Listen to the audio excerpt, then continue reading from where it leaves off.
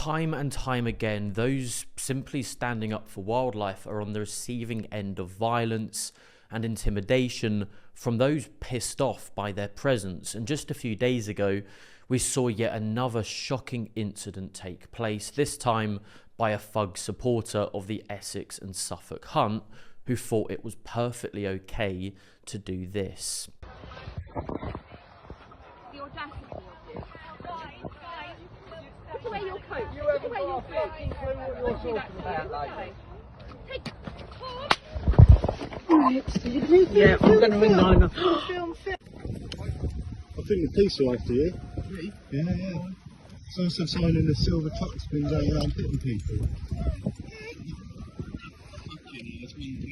This is bloody smoke. Really? I loved it. Did you do it? Do what? Hit her? Seen her film, mate. You hitting her? Do you want to smash your phone as well?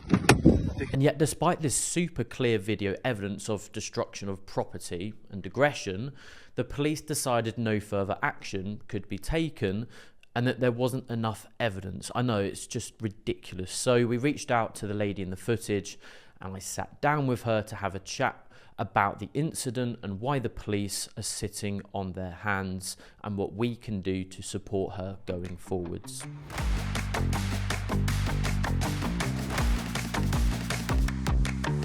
I guess we'll start off by me asking who you are, what group you're from, and what actually took place that day.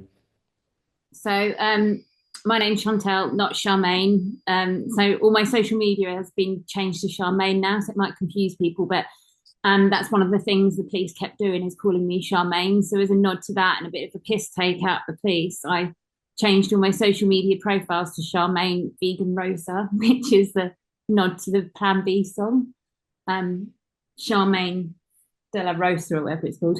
My name's Chantel, despite what my social media profiles are telling everyone.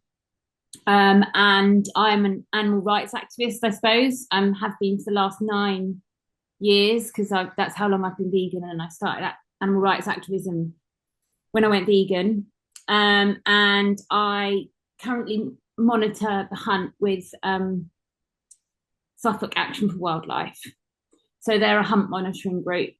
So our aim is to persecute the hunt on all their wildlife crimes, basically, by filming them and following them around during hunt season.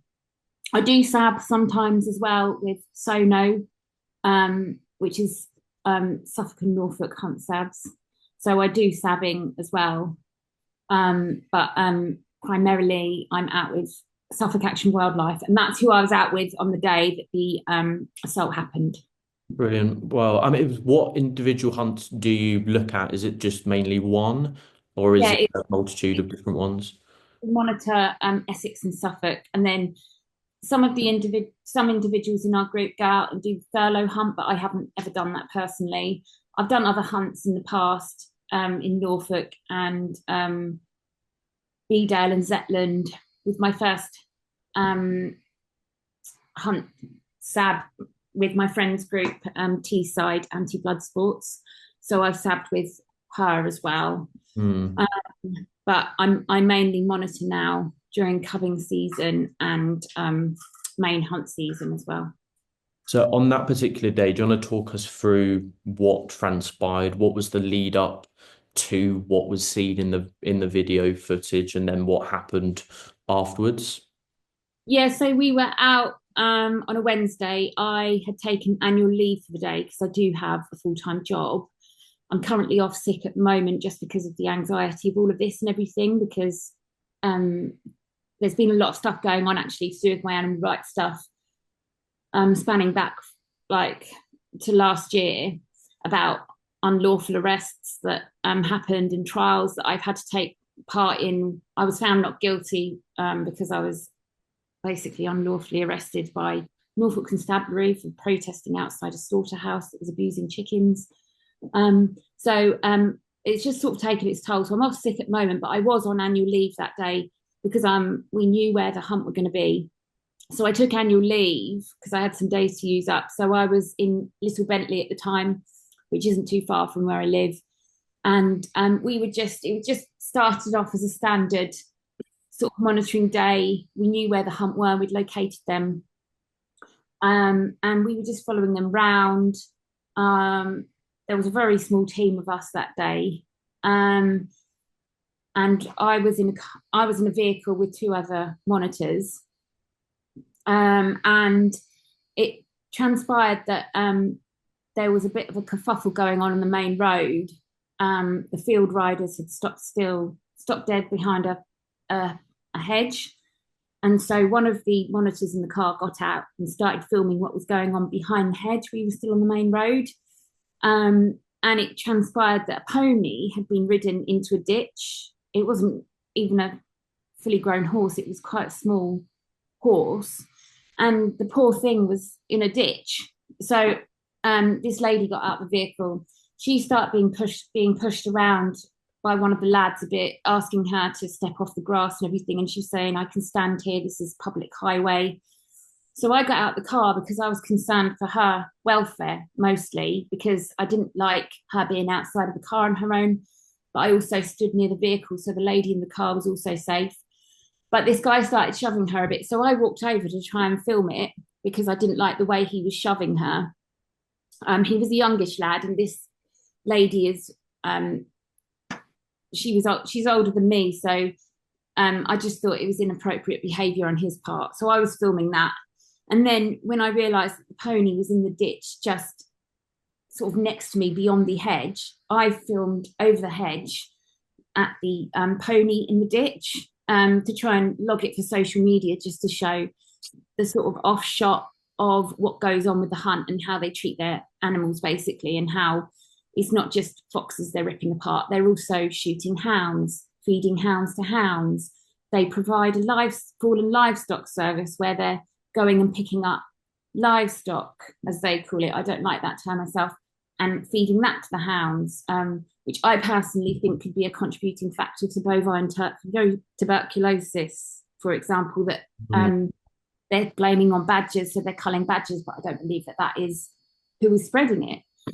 So that sort of thing. So I just wanted to film the pony in the ditch because I thought it was animal cruelty, basically. And I think it was the owner of the pony started shouting at me. And then a lady came up next to me and she started demanding I put my phone away, stop filming, and she was being quite forceful. She wasn't touching me, but she was coming too close. She was coming in my personal space. And I was saying to her, you can see it on the video, you can see me reaching over the hedge, and then you can see me filming her saying, you don't get to tell me what to do with my personal possessions. I can film if I want. I wouldn't tell you to take your boots off. I wouldn't tell you to take your coat off. So do not tell me what to do with my personal possessions. And I said she was quite audacious. And then obviously from nowhere, someone's grabbed my phone from out my hand and flung it. And then he starts grabbing me, he starts throwing me around. Unfortunately, this is when the lady filming stops filming and she didn't get the whole of my assault. So it's really hard as well for people to understand what actually happened to me. You see one of the times he smashed my phone, but after that he kept hold of my phone and he was grabbing me here. I remember my forearms hurting afterwards. I still have shoulder pains. I still have lower back pain. So he was shaking me around quite a bit. The witness told me that she noticed he was throwing me off the verge and stuff. In these situations, when you're sort of fighting with someone, not that I was fighting, but when he was grabbing me and throwing me around, you kind of forget what exactly is happening and you're focusing on just you're in fight or flight mode. And I had no choice but to be thrown around. So I was in fight mode. I was trying to get my phone back. I was trying to get him off me. I remember at one point trying to grab him back and I just couldn't. He's about 6 foot something and he was completely overpowering me to the point where the lady watching it all that was filming said she couldn't even see me at one point. He was overpowering me so much. He was sort of standing over me, throwing me around. He still had my phone. I then remember him smashing it on the floor again and hearing that horrible crack of my phone being smashed up even more. And I think his idea here was to destroy the evidence of me filming the horse. And he thought he had just destroyed the evidence. by doing that. And I'll mention why I know that in a bit. But yeah, and then eventually he threw my phone down a second time. I managed to retrieve it. It landed in a puddle and it was annihilated. It was absolutely destroyed. So that was quite distressing in itself, because the phone was only 3 months old. It was a present from my great aunt for my birthday, Christmas present. So it had sentimental value to me as well, because, you know, my aunt's in her 90s and she replaced my mobile phone for me, because I dropped it in a puddle when I was out monitoring at some point earlier on in the year. So I didn't have a very good mobile phone, which isn't ideal when you're using OS Maps and everything. When you're out monitoring stuff, you need to know where you are. So with this footage, you then did take it to the police immediately, I assume, and showed them what had taken place. And it's blatant, isn't it? I mean, the footage, I know you said it was cut off, but I mean, it was incredibly aggressive and violent. The act that was shown, a complete overreaction from him, disgusting behavior. And yet, by the sounds of it, the police have essentially wiped their hands clean of it and said that nothing can really be done. They're saying that they could maybe pursue the idea of a police caution with him, and they'll send him on an anger management course. And he was really remorseful in his voluntary interview, and that he told the police I provoked him. So he's had a chance to speak to the police and I haven't, because the police wouldn't show up at the time. They didn't turn up to the scene. And then they said they had trouble identifying him because they didn't turn up. And then when I and the group identified him, they were like, "What? How have you identified him?" type thing. "We suggest you don't go out again." And then one of the video footages that I sent them that occurred after the assault, the following Saturday, when one of the hunt started mocking me for my new phone, saying, "Oh, you've got a new phone." The hunt master of Essex and Suffolk, the huntsman of Essex and Suffolk, started saying, "Oh, shiny," at my new phone and mocking me and saying, "Oh, you've got a new phone," and everything. I called him a rude word because I was quite triggered by this.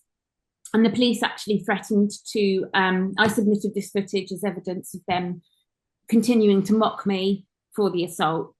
And the police said, "Oh, this isn't evidential. We can't use this in court, but we could issue you with a CPN for the language you used." So they focused on the language I used in this footage after the event. And then the final meet we did, there was about, I can't remember how many SABs and monitors there are out. There was a huge amount of us. We had North London, Hertfordshire, Suffolk and Norfolk Hunt SABs, Essex and Suffolk.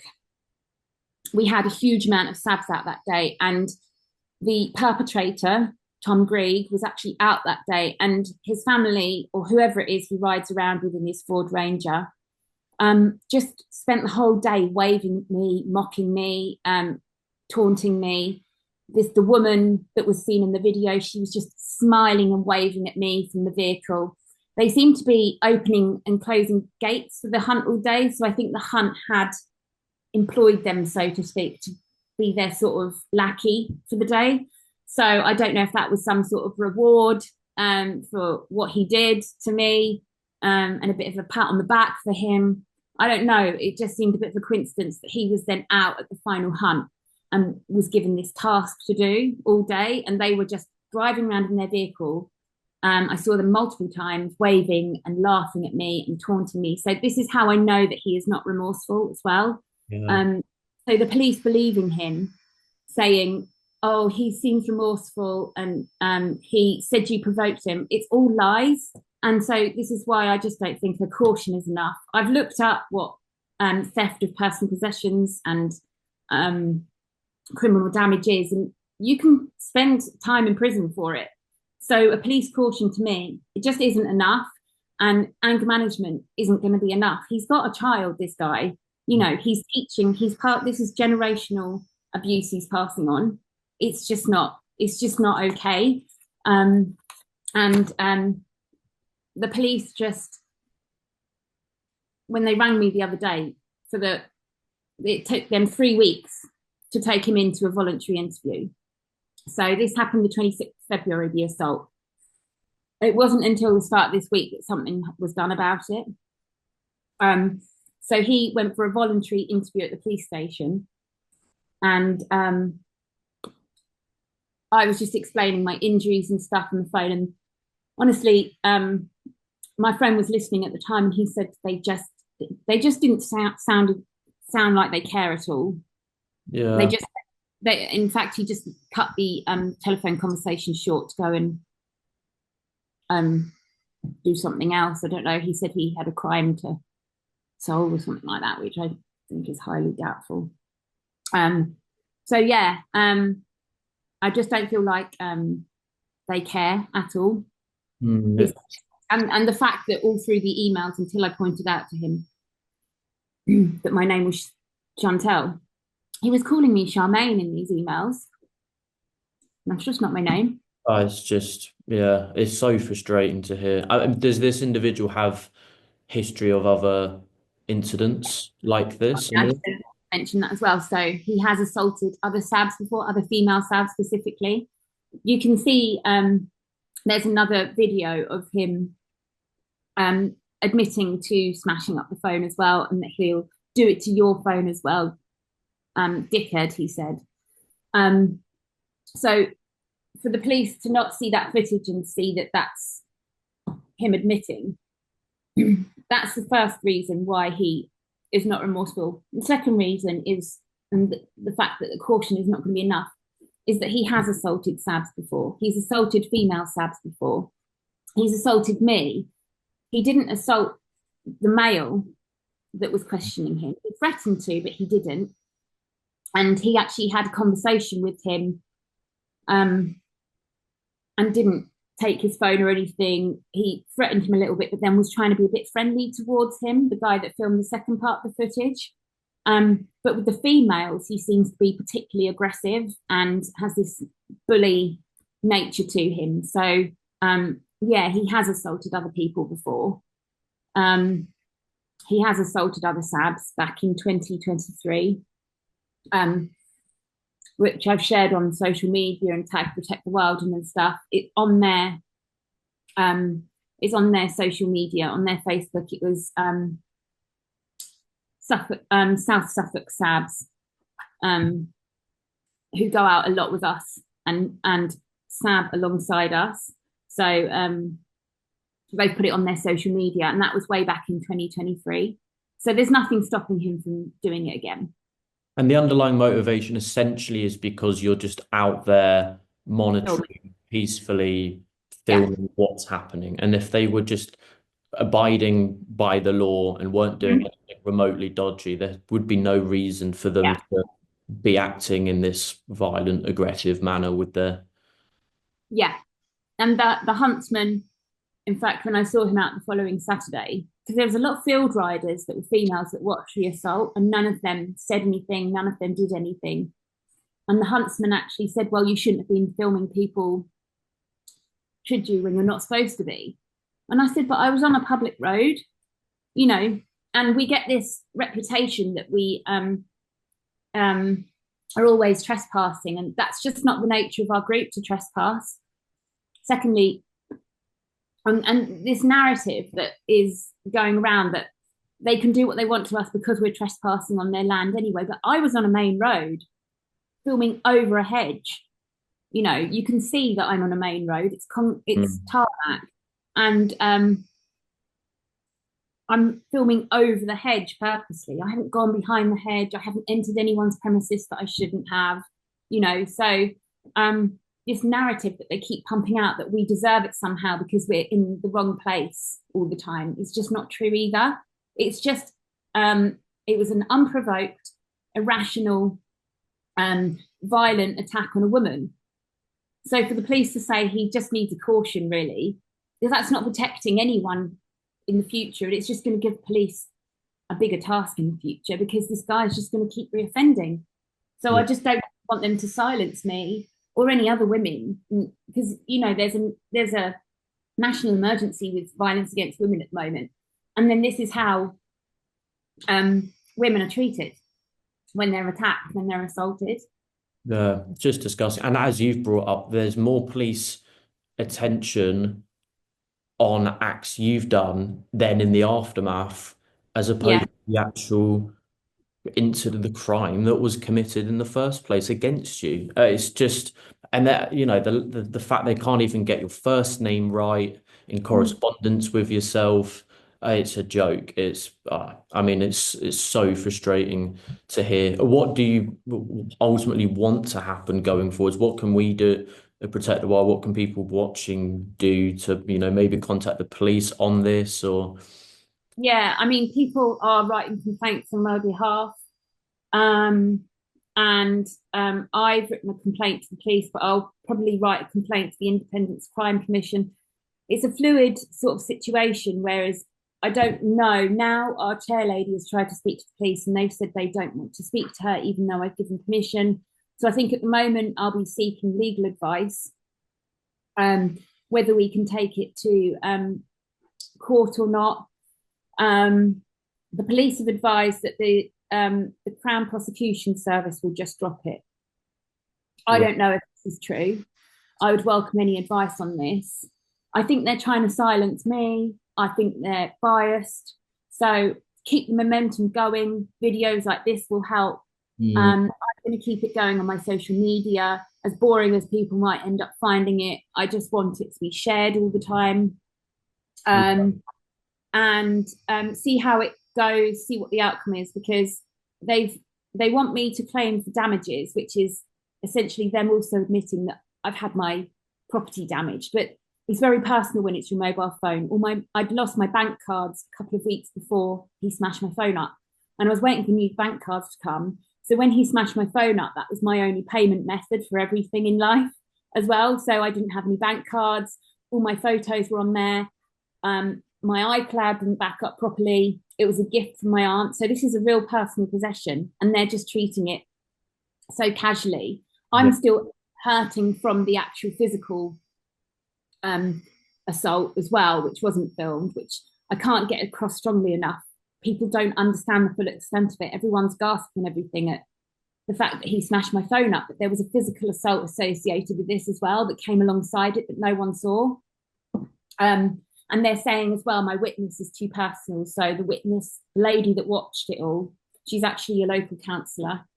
I don't think the police know that yet. She can't be used as a witness because it's too personal, because she's a member of the group. So I don't even have a witness now that the police want to use. And of course, it goes without saying that no one associated to the hunt that day that witnessed it is going to stand up and no, they've actively mocked by me. having witnessed you being attacked. In fact, the females that were watching at the time on their horses, I noticed when I was out the following Saturday, they were shaking their heads at me in disgust. They were looking down at me, going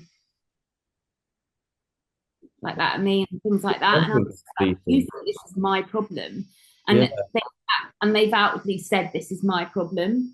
They just don't take any accountability for their actions. They focus on, you should be on a footpath. Well, we wouldn't be here at all if you weren't illegally fox hunting.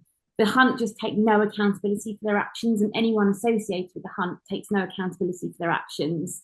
You can pretend if you want to the police how remorseful you are, but the evidence is stacking up against him that he's just a violent individual, and the police just want to focus on the language I used as a triggered response to people mocking me for the assault, rather than the fact this man has assaulted a female. And this is why I just don't know where to go from here, because the police are telling me that there's no point pursuing it. They could give him a caution. So I just don't feel like that's enough. But then if I take it to court, could it all go up the spout?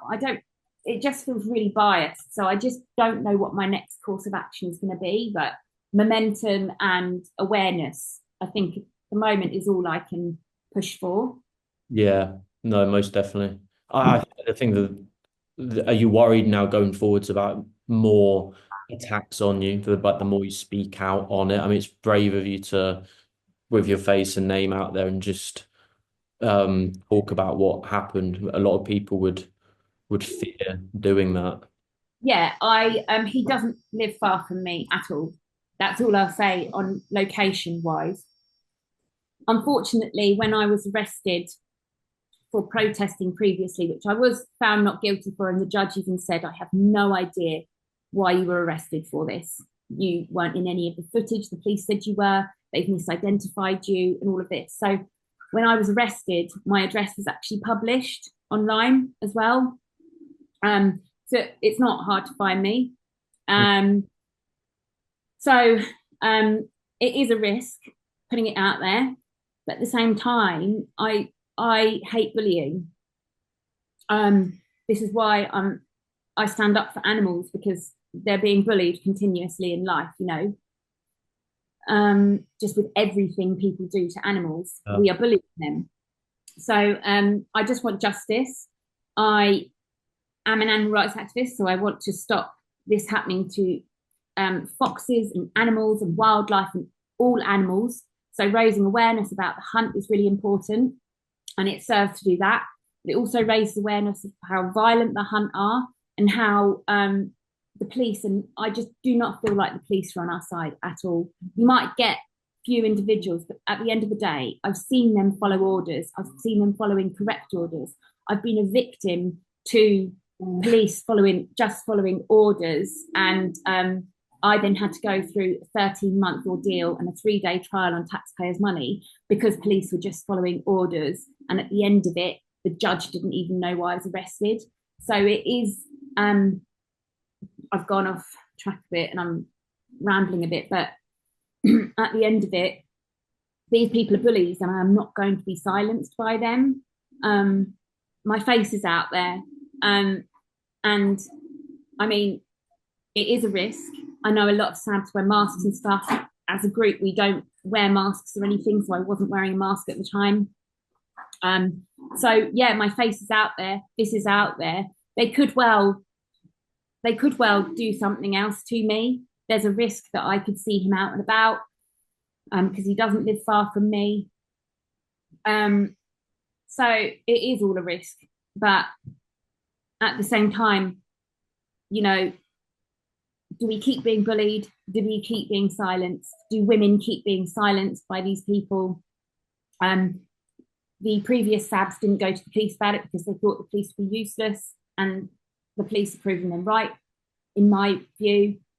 But it's just not in my nature to let this sort of injustice slide. I do not like bullying. I see him as a bully. So I just can't be silent about it, unfortunately. It's not in my nature. People might think I'm stupid. People might think it's reckless. I don't see it like that. I see it as people need to stand up against people like this. If we don't, they'll just keep doing it. And that's the nature of bullies. They think that they can silence you into submission. And that's just not absolutely going to happen with me. It's just not in my nature. No, I quite agree. You're a brilliant person. Yeah, it must be said. I mean, we'll obviously put all the details down below for people should they want to submit complaints to the police force in question. I mean, on this subject of just the recklessness and havoc and violence committed by hunts, we are launching in the next week or so a new website called hunthavoc.info, where we aim to log and compile every single incident that's non-wildlife related on every hunt in the country, and it's categorized with every single police force to just hold these hunts accountable for their ridiculous behavior that is taking place week in, week out. So yeah, we'll be sure to add this particular incident to that and continue to support you in getting this story out to as many people as possible. That is brilliant. And I think it will really highlight the fact that these people think they're above the law. You get that from them every time you go out. The fact that they're illegally fox hunting and the nature of the people that want to do that to foxes and all other wildlife and all other animals, their nature is they're savages, in my opinion, and they think they're above the law. And at the moment, unfortunately, UK police forces are proving them right, because these sorts of crimes aren't being prosecuted. So we need to change that narrative. We need to change how we're treated, because at the end of it, we're stopping illegal activity and we're being persecuted for it. If a SAB went around, you know, pulling people off their horses and smashing up their phones and throwing around the female riders and everything, we'd immediately be arrested. And I'm not saying there isn't fisticuffs when we're out, you know, out doing this kind of thing, but not when I've been out, but I've seen it all on, you know, various subgroups. It does get heated, but it's always the SABs that are focused on, and never actually the violent criminals who are at the end of the day illegally fox hunting. So who are the criminals here? It's not the SABs. We have just been for the last 60 years, 70 years, sabbing hunts, because now in the last 20 years they are illegal, and it's still going on, and it's just not acceptable. We really need to change the narrative on who is on the right side of the law here and start arresting the criminals. Yeah, most definitely. I mean, we're just along people like yourself. We need more people on the ground directly getting involved. I mean, we're attacking from all possible angles that we can over the next couple of years to get it shut down as soon as possible. I mean, obviously Labour have committed to banning trail hunting. It's on us now to pressure them to ensure that happens as soon as possible. Otherwise, you know, incidents like this are only going to be continuing.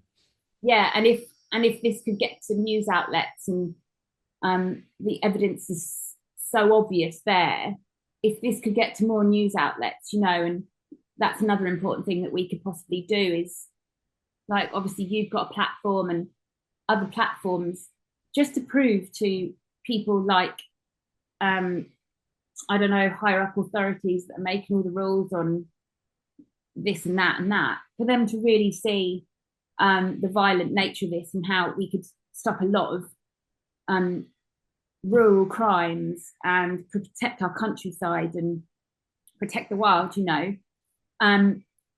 If they could see what's actually happening, I would also encourage more people to go out sabbing and not be fearful of it, because you can wear body cams. These are extreme circumstances. And I would encourage more people to join their local sab groups, set up sab groups, obviously with experience and stuff, if you've got experience, because it's not as scary either as people think it is. I know that's rich for me to say, but you have the protection of your team around you and stuff. And yes, things like this do happen, but it's also important not to be scared of going out and doing it, because in the grand scheme of things, there's not enough of us doing it. There's not enough hunts covered, and we do need more people out there. So don't be scared of doing it. Be wary, but don't be scared, because again, that's pandering to their bully nature, and that's exactly what they want. We just need more video evidence. We need more examples of the crimes they're committing. We need more examples of how they just are riding above the law at the moment, and how the police aren't taking any action on it. So the more people that we have out there documenting it all, you know, the better. So try not to be fearful of it as well, and, you know, join your local SAB groups and whatever. Yeah, no, most definitely echo all of what you've just said, especially in regards to, I think the sad truth in what we might see over the coming years is the violence is only going to increase. Obviously, it's still fairly rare incidents like this occurring, but it's a sign, a growing sign that, you know, these people know the pressures on, that there are people like yourselves on the ground, and that there are now politicians, and the party in power is also admitting and saying publicly that trail hunting is a smokescreen for illegal fox hunting, which 5 years ago even would have been felt like an impossibility for us to get to that point. And understandably, maybe, you know, hunts are pissed off that they've got caught out. Yeah. They've had 20 years to abide by the law, and they haven't. And sadly, people like you are subject to assaults of this nature because of this underlying tension, and the fact that they know the game is up, really. Yeah, and the hunts are employing, because we're all volunteers, obviously. It's ironic because the hunts say, how much are you getting paid for this? It's not us getting paid for this, but they are employing people to do this. This is a full-time role for the huntsman. You know, this is their life. They do get paid to do this, because they do provide other services alongside the hunting and everything, because they see this as a service to farmers and stuff like that, because they work alongside farmers to do what they're doing. Mm. And unfortunately, the terrier men and the people like Tom and everyone that go around assaulting women, they don't know how to use their words to communicate. They don't understand the power of words. They only know how to fight. That's the whole reason they've been employed by the hunt to do things like this, because of their violent nature. And they don't always have, unfortunately, the vocabulary and the sense to deal with it like a normal person would in society, which is why you get these violent acts of assault and everything from them, because the hunt are purposely employing people that they know that they can use as puppets to do their dirty work. So unfortunately, it's always going to end up violent when people can't express themselves through words and only know how to fight.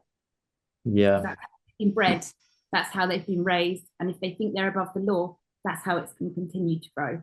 And it's such a disgusting culture that even those on the ground on the day when that happened are involved with mocking you and not coming to your rescue and not seeing that what's taken place is disgusting and shouldn't be happening. I mean, it's quite revealing and telling of the people that these people are surrounded by too. Yeah. That's just the culture that they're in, that violence is sort of part of it, and you're this annoying activist person who's coming in and trying to, I mean, just peacefully observe what they're doing at the end of the day.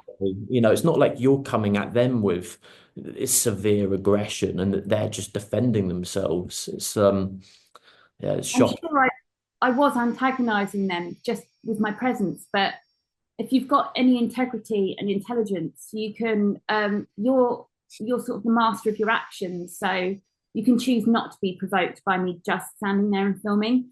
And when people say this is an upper class sport and everything, the trouble is as well, money isn't always necessarily involved. Money doesn't buy you manners, money doesn't buy you class, and that is so prevalent with the hunts. Secondly, there are a lot of people now just mixing with the hunt because they want to go out and take part in this, what they see as a sport. And I think in some ways the hunt are getting quite desperate and do let any old, anyone, as long as they've got a violent streak, or as long as they don't mind seeing foxes being ripped apart or partaking in this illegal activity, they don't really care who does come out with them. So it's not even true that it's necessarily an upper class sport anymore, because they do have all sorts that mix with them. And it's not surprising, really, given the violent nature of what they're doing. Yeah. So I think people see it as a sort of class thing, but you can see by their manners that a lot of them haven't been as well bred as they'd like you to think they have been. Yeah, most definitely. Well, I mean, we'll make sure that this footage continues to get shared as widely as possible. We'll obviously push this out through YouTube, and I'm sure we'll get loads of clips and ensure that this story continues to be told, and that these awful people get exposed, named and shamed for what they're doing, because it's disgusting. They're supportive of a pastime that's got no place in Britain in 2025. And keep doing what you're doing. You're an amazing person. Speaking out on this too, it's just it's really good what you're doing. And just remember, there's a lot of people that are nice, are in your corner, are in support of yourself. It is just a small, sick minority of people going out on these hunts and supportive of people like this. So I think that's the key thing to remember.